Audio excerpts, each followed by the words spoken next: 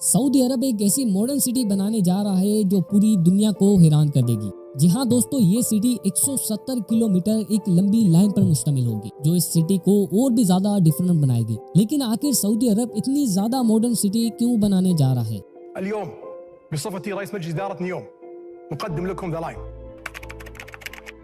नाज़रीन, news world की videos में एक बार फिर से खुशामदीद। नाज़रीन, दुनिया में पहली बार ऐसी सिटी बनने जा रही है जो एक लंबी लाइन पर मुश्तमिल होगी और वो लाइन भी 170 किलोमीटर लंबी। ये सिटी इतनी बड़ी होगी जिसका अंदाजा लगाना भी मुश्किल है। एक अंदाजे के मुताबिक ये सिटी इतनी बड़ी होगी कि यहाँ पर न्यूयॉर्क जैसी 33, सिंगापुर जैसी 35 और दुबई जैसी 750 सिटीज बनाई जा सकेंगी। इस बात से अंदाजा होता है कि ये सिटी कितनी ज्यादा बड़ी होगी। इससे भी बड़ी बात के सिटी पर ना ही कोई रोड बनाए जाएंगे और ना ही कोई गाड़ियां चलेंगी, लेकिन एक ऐसी high ultra speed transport system होगा जो इस सिटी के एक कोने से दूसरे कोने पहुंचने तक सिर्फ और सिर्फ 20 मिनट ही लेगा। इस ट्रांसपोर्ट के बारे में आपको आगे अपडेट करते हैं, लेकिन उससे पहले आपको बताते चले कि ये सिटी 3 फ्लोर पर मुश्तमिल होगी। फर्स्ट फ्लोर पर ना ही कोई गाड़ियां चलेंगी और ना ही कोई रोड बनाए जाएंगे। ये फ्लोर नेचर से भरपूर होगा जहाँ सिर्फ और सिर्फ पैदल चलने के लिए रास्ते बनाए जाएंगे। इसी तरह दूसरे फ्लोर पर कमर्शियल एक्टिविटीज जैसे शॉप्स, ऑफिसेज और मॉल्स बनाए जाएंगे और रोड भी इसी फ्लोर पर बनाया जाएगा और गाड़ियां भी यहीं चलेंगी। इसी के साथ सिटी के तीसरे फ्लोर पर high ultra speed transport system बनाया जाएगा और ये हिस्सा सिटी का बैकबोन साबित होगा। न्यूयॉर्क दुनिया में बनाई जाने वाली पहली ऐसी सिटी होगी जिस पर electrical system, transport system, industry सब कुछ रिन्यूएबल एनर्जी के जरिए चलेगा। यानी जो क्रूड ऑयल 2052 को खत्म होगा वो न्यूयॉर्क के लिए 2030 से ही खत्म हो जाएगा। नाज़रीन, न्यूयॉर्क एक ऐसा सिटी होगा जो बाकी तमाम सिटी से मुख्तलिफ होगा, क्योंकि आम सिटी सेंटर से शुरू होती है और फिर चारों तरफ फैल जाती है, लेकिन ये वाहिद सिटी होगी जो एक लंबी लाइन पर फैलेगी और वो लाइन भी 170 किलोमीटर लंबी।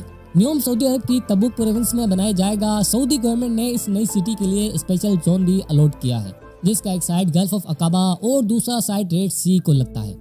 इस जोन के साहिल से 5 किलोमीटर दूर इजिप्ट शर्म अल शेख सिटी है जो ऑलरेडी एक टूरिज्म प्लेस बन चुका है। लेकिन इन दोनों हुक्मरानों का प्लान है कि न्यूयॉर्क और शर्म अल शेख के बीच एक ब्रिज बना दिया जाए, जिससे इन दोनों कंट्रीज को टूरिस्ट में तो फायदा होगा ही, इसी के साथ साथ इन दोनों के दरमियान से इजराइल को बाईपास करके एक लैंड कनेक्शन भी बन जाएगा। खैर, दोबारा प्रोजेक्ट की तरफ चलते हैं। नाज़रीन, सबसे पहले तो यहाँ 1000 एकड़ में फैले royal places, royal sweets, front में बने प्राइवेट बीच और रेगिस्तान के बीचों बीच में बने हरे भरे महला सऊदी किंगडम के शाही खानदान की आरामगाह, जिसमें बाहर एक private gulf club, 2 private island और 2 हेलीपैड भी मौजूद है। सऊदी गवर्नमेंट ने इस एरिया का नाम न्यूयॉर्क पैलेस रखा है और यहाँ एक रीजनल एयरपोर्ट भी बनाया गया है और इसे ओपन भी कर दिया है। लेकिन अभी फिलहाल ये एयरपोर्ट कंस्ट्रक्शन वर्कर्स और बाकी स्टाफ को सऊदी कैपिटल रियाद से न्यूयॉर्क तक पहुंचाने के लिए इस्तेमाल किया जाता है। नाज़रीन, न्यूयॉर्क सिर्फ एक प्रोजेक्ट का नाम नहीं बल्कि इसमें 4 बेमिसाल सिटीज बनाई जाएंगी, जिसमें से फर्स्ट नंबर पर द लाइन सिटी, जिसके बारे में हम बात कर रहे हैं। इसी के साथ उपसागोन, ट्रोजिना और सिद्दाला भी मौजूद है। न्यूयॉर्क सऊदी अरब का एक बहुत बड़ा प्रोजेक्ट है जिसके लिए जाहिर है अच्छा खासा खर्चा होगा। सऊदी गवर्नमेंट ने इस प्रोजेक्ट के लिए $500 बिलियन का बजट एलोकेट किया है, जो कि तकरीबन 37,500 अरब रुपए। लेकिन अच्छी खबर यह है कि इस प्रोजेक्ट पर काम स्टार्ट हो चुका है। नाज़रीन, इस लाइन सिटी की जियोग्राफिकल लोकेशन इस तरह से रखी गई है जहां दुनिया से 40% पॉपुलेशन सिर्फ 4 घंटे के अंदर अंदर यहाँ पहुँच सकती है और सऊदी प्रेस का टारगेट यहाँ 2052 तक 1 अरब की पॉपुलेशन अट्रैक्ट करना है। सऊदी गवर्नमेंट जहां इस प्रोजेक्ट को लेकर बहुत सीरियस है, वहां इन्हें बहुत से चैलेंजेस का सामना भी करना है। सऊदी प्रेस का दावा है कि न्यूयॉर्क सिटी पूरी की पूरी रिन्यूएबल एनर्जी पर ही चलेगी, लेकिन फॉसल फ्यूल से फिल्टर होने वाला पानी फ्यूल के बगैर कैसे फिल्टर होगा, क्योंकि आप सभी जानते हैं कि सऊदी अरब में पीने के साफ पानी की एक भी रिवर मौजूद नहीं है। इसी के साथ ग्रीन एनर्जी से चलने वाली हाई अल्ट्रा स्पीड ट्रांसपोर्ट इतनी जल्दी कैसे तैयार होगी? इन सब सवालों के जवाब भी बहुत आसान है। सबसे पहले न्यूयॉर्क में फ्रेश वाटर जनरेट करने के लिए एक नया मेथड इस्तेमाल किया जाएगा। इसके लिए एक बड़ा सा ग्लास ग्लूब बनाया जाएगा जिसमें सी वाटर को भरा जाएगा और फिर सोलर मिरर के जरिए ग्लास ग्लूब को गर्म किया जाएगा और जब अंदर का पानी स्टीम और वेपर्स में कन्वर्ट होगा तो उसे पाइप के जरिए बाहर निकाल लिया जाएगा। न्यूयॉर्क के वाटर सेक्टर के सीईओ का मानना है कि इस तरीके से रोज 5 करोड़ लीटर फ्रेश पानी बनाया जा सकेगा। रिवर्स ऑस्मोसिस और डिसैलिनेशन जैसी टेक्नोलॉजी से जहां फ्रेश वाटर बनाने की कॉस्ट 1000 लीटर $1 बनती है, वहीं एक कॉस्ट सोलर ड्रोम में 62% कम होकर $0.38 रह जाती है। अब बात करते हैं एनर्जी सेक्टर की।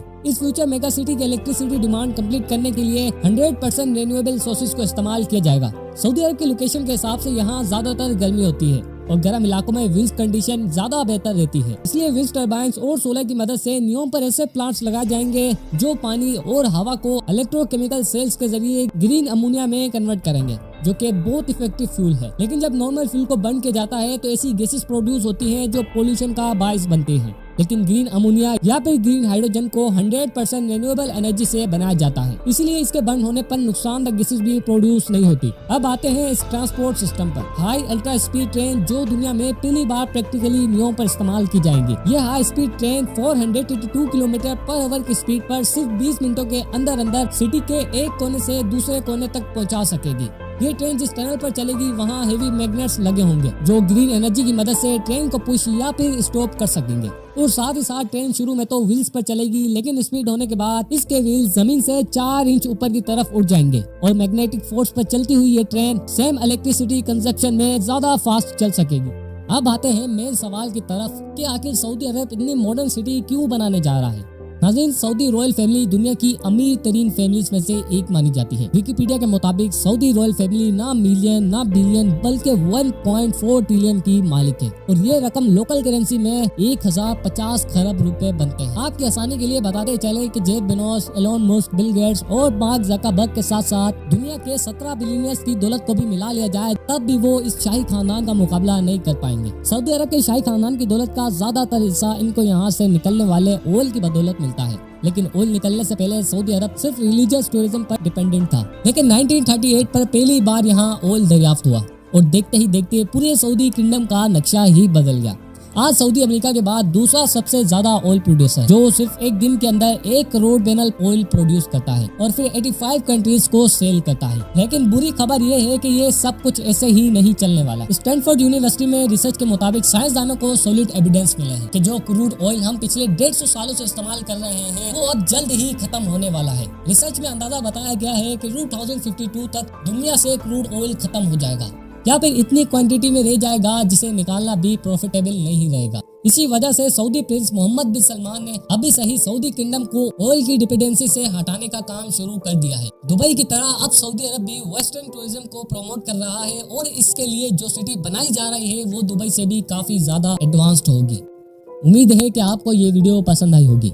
अगर पसंद आई है तो वीडियो को लाइक करके चैनल को सब्सक्राइब जरूर कर लेना।